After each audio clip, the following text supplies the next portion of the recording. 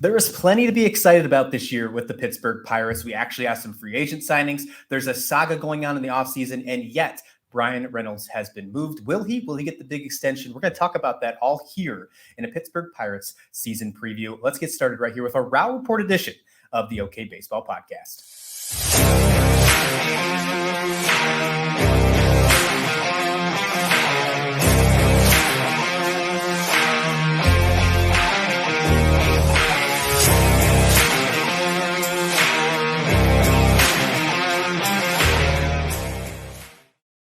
Welcome into the second episode of the team preview so far for 2023, episode 15 on your podcast feed for the OK Baseball Podcast. This is a good old Row Report episode coming in from Slasher Sports. We're going to talk the Pittsburgh Pirates today, and unlike years past, there is plenty to be excited about. Joining me once again this season, Anthony Murphy from Pirates Prospects and 2.5 Gringos, the podcast that always keeps you laughing. You can find him on Twitter at _Murphy88, and of course some other places you can find in the show notes below. Anthony, what's going on, my man? Welcome back to the show. Man, that was an awesome intro, man. I'm happy to be back on here, man. Been looking forward to this. Absolutely. Pittsburgh Pirates, what a season they had last year. Obviously, a lot of question marks. I know we bantered back and forth last year towards the end of the season, asking the question, will they get to 100 losses? Will they be just above it, right? Well, they happened to get right on there, 62 and 100. They tied for last place with the Cincinnati Reds. Just in a brief little, your words here, just briefly, what was your thoughts of last year, getting yourself into this offseason? I know there's a lot to discuss this offseason, but for viewers that maybe lived under a rock last year, what would you say the Pittsburgh Pirates season looked like in 2022? I think the season pretty much went according to what their plan is. Last year was they're still in the middle of their building with the they kind of purged everyone out when Ben Cherington came in, stockpiled the prospects and the young players and everything like that. So last year was all about, the first wave of those prospects kind of hitting, O'Neal Cruz, Roansy Contreras. They had more than a dozen players make their major league debut with the team last year.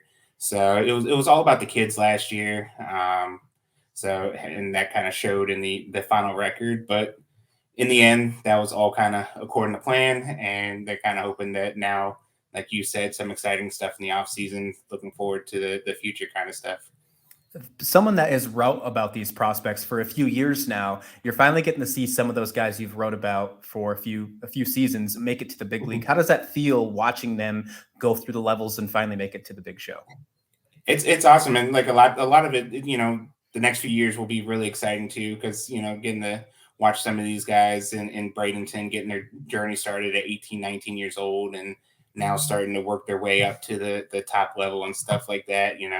You can see the natural progression that they've made, the adjustments that they've made, and now they're trying to find themselves in the majors. It's a really fun thing to go. I mean, yes, obviously, the fan side of you want to see more wins and stuff like that, but these are kids that we've been watching for years now, and now they're in the show, the thing that they've all been dreaming towards getting. So well, the mentality of the Pittsburgh Pirates for a few seasons now does seem like grow your prospects and then ship them off somewhere else. I know for the longest time they've almost seemed like a minor league team for the other leagues in Major League Baseball, and I hate to say that, and I can't wait for that feeling and that idea to go away.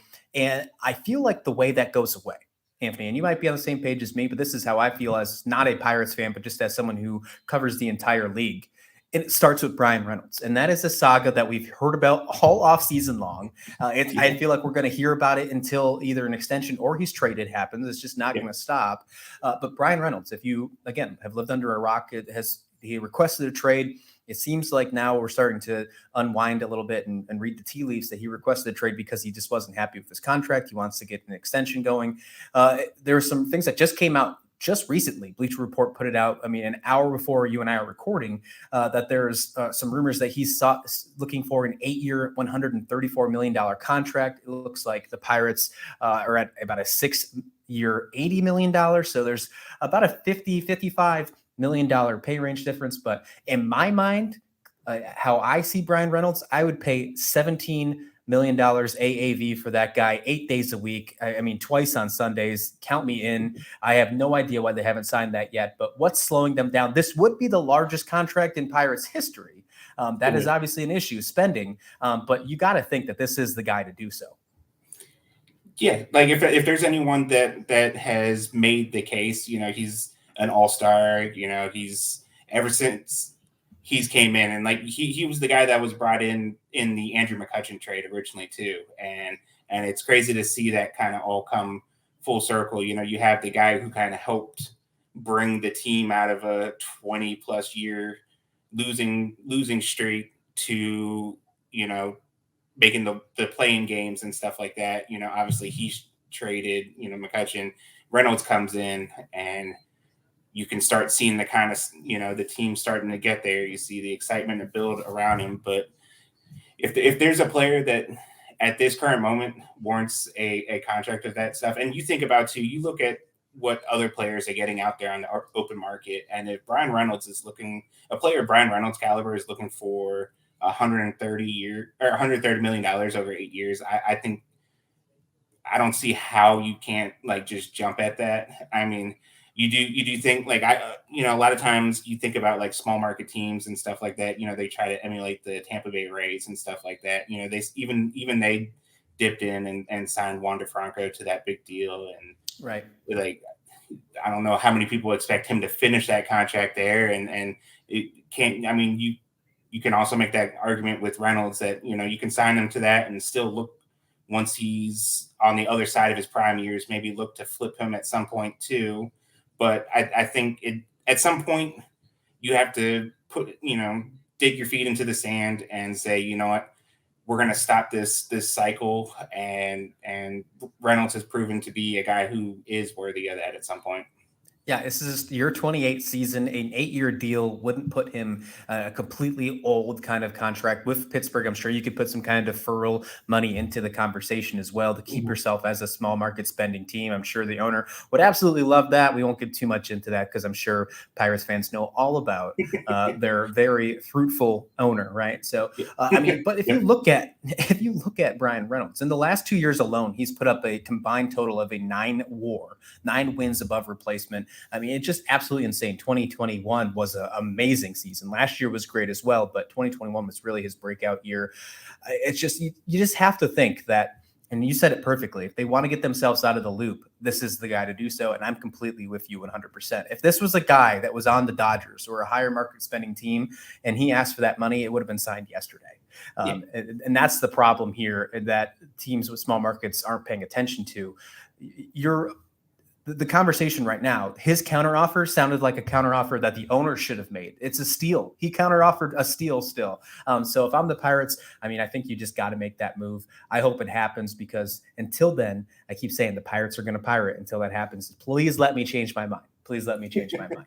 You talk about how this goes full circle with Brian Reynolds being traded for Andrew McCutchen. Well, the full circle is Andrew McCutchen's is back. I mean, and that is so cool. I remember going to Pirates games, watching him play, get them to the playoffs. That's a fantastic feeling to have him back. He's obviously not the same kind of MVP caliber Andrew McCutchen that you saw in the past, but you can get the cobwebs off your old jersey, get those bad boys back on, and give someone a reason to get back to PNC Park, even if it is just to see Andrew McCutchen in black and yellow one more time. How excited are you to see him back with the Pirates? I'm very excited because, speaking of the fan side of things, at the age I'm at, there's been a very limited window of winning that I've seen from the Pirates in my lifetime. And he kind of represents that whole, attitude and vibe and, a winning atmosphere and, that kind of stuff. And when you think about him in like a bigger sense, is in like the city of Pittsburgh, he's one of the most charismatic players who's ever put on a jersey for any of the Pittsburgh teams. I mean, even at the spring training game, their opener, you got a standing ovation when he came into the batter's box for the first time. The fans love him, and he even said it in his like, this isn't like a farewell tour thing for him. He's here to win. Like he feels very confident with it. He initiated the the conversation about coming back, and they were able to find a spot for him, and yeah, yeah, he sees what they're doing, he understands it, and he wants to win. He doesn't just want to come to Pittsburgh to end a career. I love the signings that Pittsburgh made this year. Andrew McCutchen, obviously one of the big ones, but he's not the only veteran that was added to this staff of the Pirates. And we talk about the young core and how excited we are about players like Reynolds, and we're going to talk about Hayes and Cruz here quite soon. But you bring in a guy like Rich Hill for the rotation. You bring in Carlos Santana in a year where he was shifted over 90% of the time. Now they're going into a shift restriction. Could he have a resurrection of his career? Austin Hedges, arguably the best defensive catcher in all of baseball. You bring in some interesting veterans to this entire team. What does that tell you where the status and where the state of the Pirates is in 2023? It gives me, like, speaking of like McCutchen and his days back when he was originally with the team, you start to get that feeling that you did right before they really started to put things together and all that. They maybe this year isn't the year for it, but they're starting to put the pieces in place.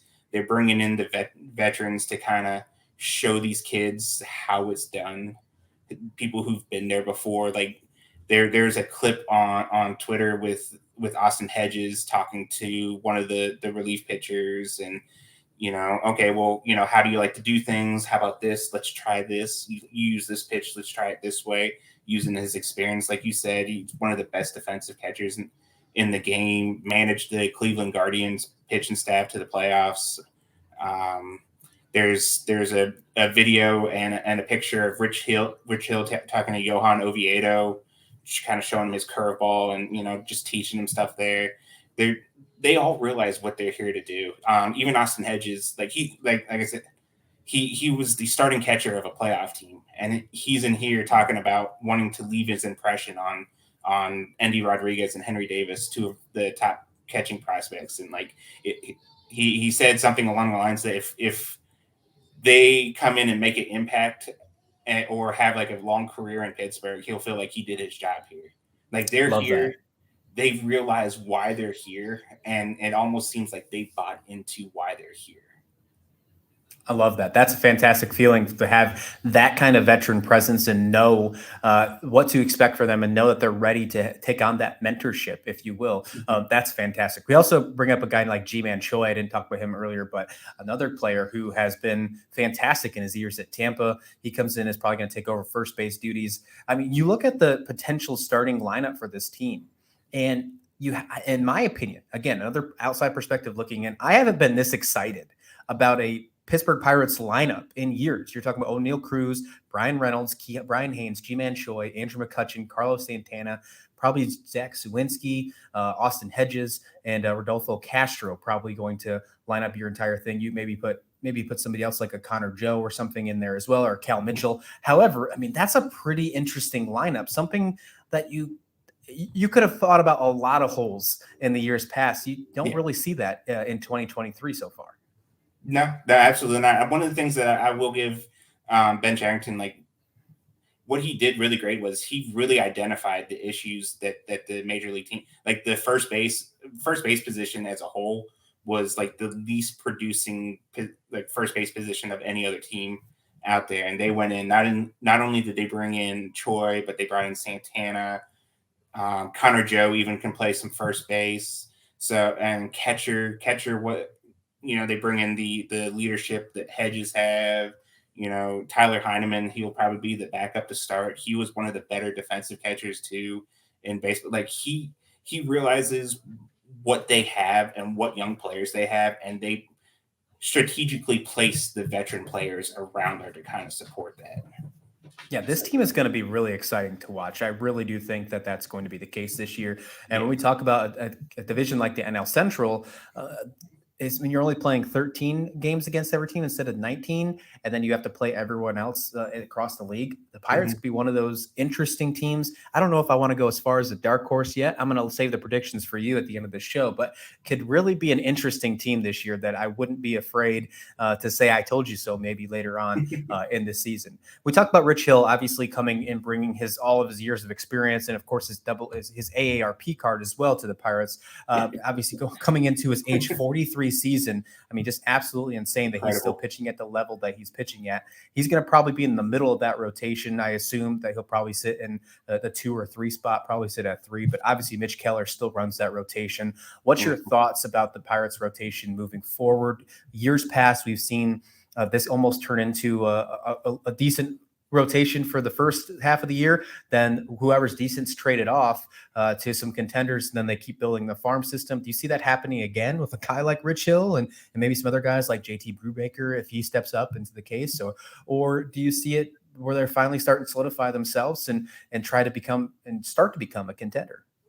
I think what's really going to be different about this year as the previous years, especially under Ben Cherington, is there's actually going to be competition. It's not just okay, well, we're just going to fill these guys in here and they're just going to play until we either find a waiver claim we want to replace him with or we trade this guy away and then we'll fill him with something else. There's actual competition to get into playing time now. And there's one of the things they did with bringing in not only bringing in Rich Hill, but also Vince Velasquez. They brought in. They're going to give him a shot in the rotation, but that's created depth with some of the starting pitching prospects that they have. It's not going to be a thing where okay, well you're a pitching prospect, so here's your spot, go ahead. They're going to have to play their way into this now, and which I think for any team's long term success, having one of your prospects earn their way up as opposed to just kind of well we're the Pirates, so we just kind of play our prospects here. I think is going to make a big difference in the long haul. You can make a case, like we were saying, that maybe they're not quite ready for that next step there. So obviously, if you're not quite in that position as a small market team, you do want to kind of capitalize on any kind of capital that you have. And in this case, like, maybe Rich Hill is a trade target at the deadline, maybe Velasquez, if they're able to kind of work on whatever they seem like they feel fairly confident that they can help Velasquez kind of go back to like maybe his younger days to where he was a little bit better. They've had success the last couple of years with Quintana and Tyler Anderson. Johan Oviedo, they got in the Quintana trade. They really liked him. He had shifted to the bullpen with the Cardinals, but the Pirates are shifting it back to a starter. So they feel really strongly with him. I don't know how I feel about him in the rotation, but it's the Pirates still. They're still in the building thing, so they can let him try it. And if it doesn't Mhm. work, he's still a really great option out of the bullpen. But the Pirates also do have some of their better pitching prospects that should start the year in AAA. So if you're on the major league rotation right now, it's not a given that you're going to stay there. They're going to have people fighting for a shot, and if you don't perform, then they're going to have kids there that are aiming for the spot there, and I think a lot of that will be part of the excitement. I love that. I love when minor league players are ready and they're banging at the front door just to get their chance. Mhm, That is where true competition lies. That is my favorite part of just being a baseball fan, period. Not even just covering the game, but being a baseball fan, period. Watching minor league guys excel at the throughout the levels and get mhm. their chance at the big leagues and kick somebody else out because hey, they did it and they're ready to go.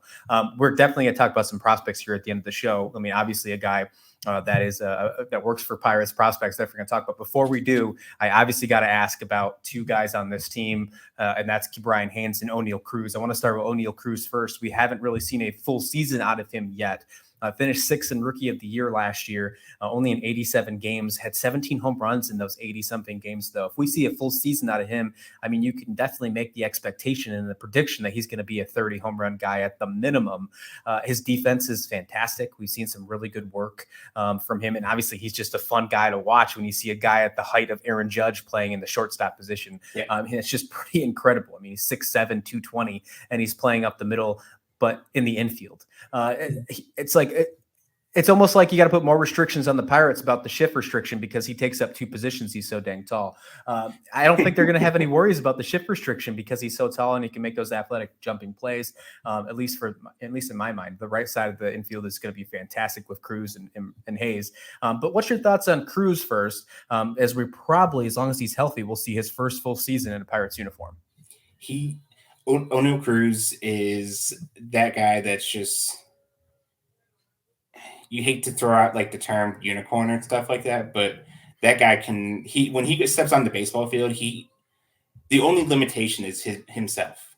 He has the skill set to do anything that he wants once he steps on the baseball field. There's one play that I always go back to anytime anyone asks me about Cruz. Is I was watching a game when he was playing for Altoona in Double-A. This was 2 years ago. It was in Erie. A ball, it blooped into left field and it started rolling to the wall. Out of the corner of the screen, all you can do, you just see Cruz running towards, and like you have no idea why O'Neal Cruz is in the outfield, but he runs to the outfield. There's a runner rounding third. He rounds third before Cruz picks up the ball. Cruz picks up the ball and guns the guy out at home. One of the most amazing throws I've ever seen, ever. He's just a freak of nature. He can do, he himself has put like a 30-30 expectation on himself. He feels that he can push for a 30-30 season. And like I said, really the only person that can stop Cruz from doing that is Cruz. He'll have to make more contact. He struggled a little bit against like breaking pitches, off-speed stuff. Nothing too alarming or nothing too out of the ordinary for a young player in his rookie season and stuff like that. But he will have to improve on that a little bit. We'll have to make some of the easier, smaller plays, and that kind of stuff and all that. Obviously, he has the laser cannon arm, but sometimes he relies on that a little bit too much and double clutches and stuff like that. It has some errors here and there, but like I said, the sky's the limit for him. If he goes out there and puts in the work, he's a top 10 player in baseball. Easily. It'll be instilled in my mind for years to come. That frozen rope he threw last season to first base. It was just across every highlight you could think of. That was what over 100 miles an hour throw. And I think if I remember correctly, they said it was like high 90s or something. But that throw was faster than any other pitch that was thrown that day in that game. That was just incredible. I mean, he has the athletic ability to do so. I agree with you on the bat needs to get a little bit improved more. Thanks for bringing in the breaking balls. That's something I'll pay attention to this year with O'Neal Cruz. Brian Hayes, that's another guy who could use a little help offensively, but I mean, you could make the argument. And I think the argument is very solid that he is the best defensive third baseman and not just the National League. I mean, he could make the argument that he is the best in all of baseball. And I would listen to that argument wholeheartedly. I mean, he led the NL in defensive WAR last season, was fourth in 2021. I mean, he has a fantastic, just defensive. His glove is just outstanding. I think that he's not thought about enough because his offense isn't as far as you would like it to be. What does that have to get to, or what does he have to do to get his offense to get even remotely close to his glove on that defensive side, so we can maybe start talking about him in a different conversation, maybe not just as a solid defensive third baseman? So the crazy thing with Hayes, and I've talked about this too on the website too, on his hit metrics are really, really good. Like he hits the ball just as hard as anyone out there in baseball. It's the launch angle. And like I know some people aren't, but like if he can get just a tad bit more lift out of his swing to get the ball in the air a little bit more, we're talking about maybe he doesn't hit 30 home runs, but we're talking a 15 to 20 home run guy and a whole bunch of doubles. And then like you talked about his defense there, even if he isn't a top 10 offensive third baseman, if he's just the next five, like if he's middle of the pack when it comes to offense at third base, the fact that he's the best defensive third baseman in the game, you're probably talking about one of the best third basemen overall then at that point. But he's right there. He came into camp. You can tell he's a lot more built than he has been in years prior. So he just has to get a little bit lift up on the ball. And like we're talking about a completely new player at that point. Yeah, see, I'm all about that. I'm so excited to see what he can do offensively. I already know that his glove's outstanding. As someone who played third base growing up, I'm always paying attention to that one. When I buy tickets to games, I don't sit on the first base side. I always find tickets on the third base side. So I'll be paying attention to a guy like Brian Hayes.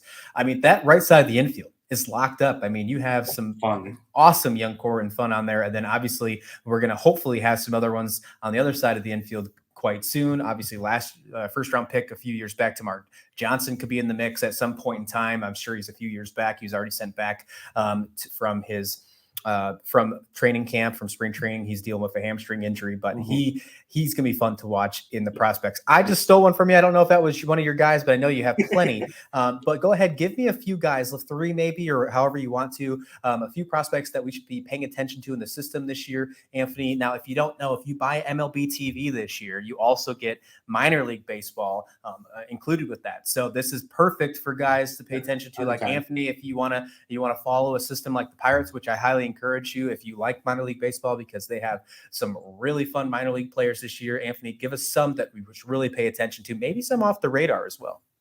So one guy, I think like this one's probably, a little bit of a layup kind of thing on it, but he was the minor league player of the year in the system last year, Endy Rodriguez.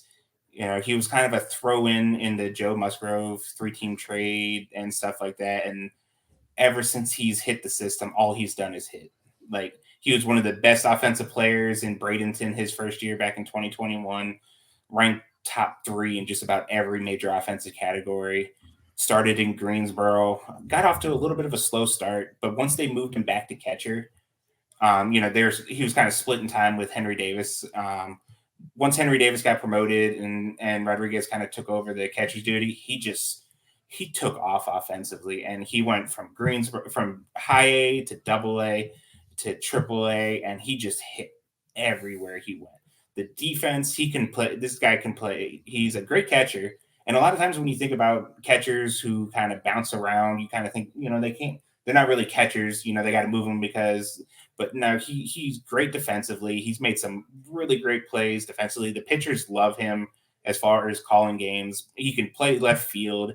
He can play first base. He can play second base. He's played games at second base. He's just an incredible player. So fun to watch. He was added to the 40-man roster this year. They already said they're going to start him in AAA, but he'll be one of those first call-ups that they'll look to make, once the whole service time and Super 2 stuff is out of the way. They'll be looking to get him up here. Was probably the highest rising prospect in the Pirate system last year. Kind of went from like middle of the pack and stuff like that to where he was a top 100 prospect in all of baseball, one of the top catching prospects. You talked about earlier how it is to watch some of these guys kind of go and all that stuff. I think because I watched a lot of Bradenton games the year he was there, and I think he'll be the guy I'm most excited about seeing work his all the way up to Pittsburgh and all that. So, I see a possible jersey in your future then. I haven't done many jerseys on it. You talk about brushing off the old Andrew McCutchen one. Andrew McCutchen was one of the few ones. So another guy too. He was real excited. Last year was his first full season in the system. Bubba Chandler, two-way player, trying to make his way, trying to be the next Ohtani. Electric stuff on the mound, upper 90s with the fastball at times, a lot of life on it. The sliders developing. You can tell as like a two-way kid. He also played multiple sports and stuff like that. He was committed to Clemson to go play quarterback.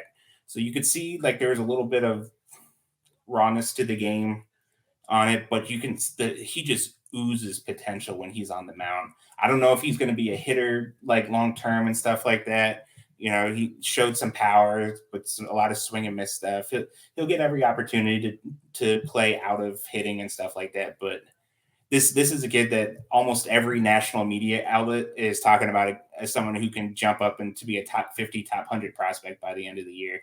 So his strikeout rate, he was striking out over 30% of the hitters he was facing last year between the Florida Coast League and Bradenton. Just amazing stuff. Lots of Love it. potential with them. I love it. Look at, you've already given us two. You got a 2A player. You got a fantastic versatile player. What else? Give me a spicy one. End it off. End it off solid. So a really spicy one on here. This player is a personal favorite of mine in the system and all that. He's probably going to be heading to Greensboro this year, which isn't really favorable to pitchers. So the numbers may not show in what he does, but if you sit down and watch him and see the stuff that he has, Carlos Jimenez is one of the more, I feel like, one of the more exciting young pitchers in the system, to the point to where a lot of us at Pirates Prospects were kind of debating whether or not, like, how high we should put him. Like, we started talking about him being a top 15, top 20 prospect in the Pirates system before a lot of people like really caught on to him. But he has one of the best changeups in the system. It's a changeup to where the grip and kind of the break is very similar. And we've actually had scouts tell us at the website that there's a lot of comparisons to like Devin Williams with when it comes to the break and the grip and stuff like that. Yeah, lofty expectations, but like the break and stuff like that, the way it cuts back in on righties and stuff like that, or away from lefties, mid to upper 90s on the fastball with a lot of tailing life. Really good. His curveball would be probably the best pitch for a lot of other pitchers in the system. It just happens to be like his third best pitch at this point because the changeup and fastball is that good. Wow. Like I said, he was 19 years old in single A Bradenton. He'll pitch at 20 years old most of the year in Greensboro. Like I said, Greensboro isn't exactly known to be pitcher friendly. So I think it'll be a big test for him. He'll have to work on the control a bit. Might struggle a little bit, but I still believe like the future is really bright for him. And I think he has a chance to really shoot onto the scene this year for a lot of other people. I'm going to put you on the spot real quick on this question right here. As somebody who maybe doesn't pay attention to a lot of minor league players, if you will, and is looking to try and figure out who to pay attention to or who to look, how much should you pay attention to the numbers? What do you do as somebody who writes articles about the prospects and pay attention to? How much do you look at numbers? What do you actually pay attention to when you're watching these games and these prospects? So for me personally, the numbers when you're in A-ball, you know, like the Florida Coast League or single A or even high A to an extent, I'm not really too concerned of the numbers you put out there, especially like on the Pirates side of things with Greensboro, because it is so hitter friendly at that ballpark. We've even seen some hitters who've put up some really big offensive numbers, and they'll get to the next level, and then it turns out it's mainly because of the ballpark they were playing in. So A-ball, I'm not too concerned about what numbers you put up. Me personally, I just want to see control. You know, can you command your pitches in the strike zone? How many pitches are you throwing? Do you have a changeup? That kind of stuff. For hitters, you know, what kind of approach are they having? You know, are they drawing walks? Are they swinging, missing a lot?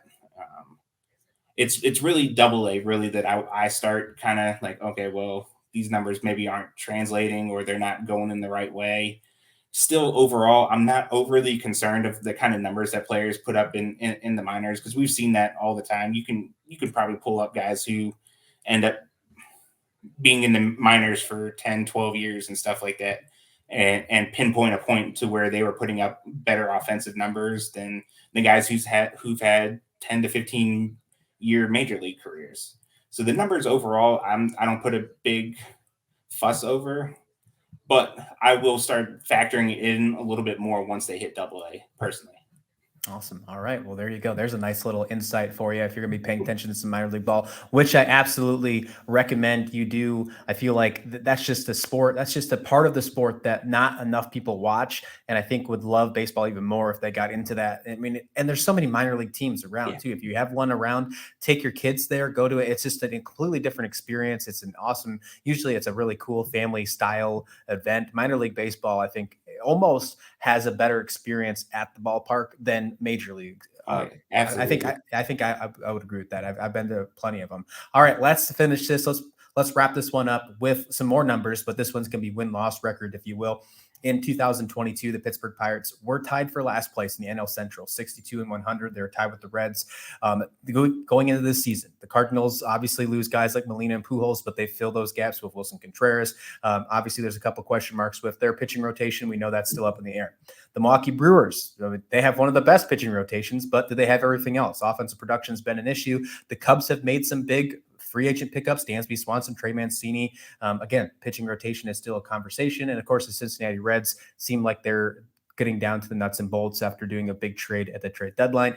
In comes the Pittsburgh Pirates, who had 100 losses last year, but bring guys back, bring some veteran leadership. And as you mentioned, that first wave is finally going to see a full first season in 2023. Where do you see this team in the NL Central? Do you see them again tied for last place? Do you see them better? And 62 wins is an over-under for you moving into this season?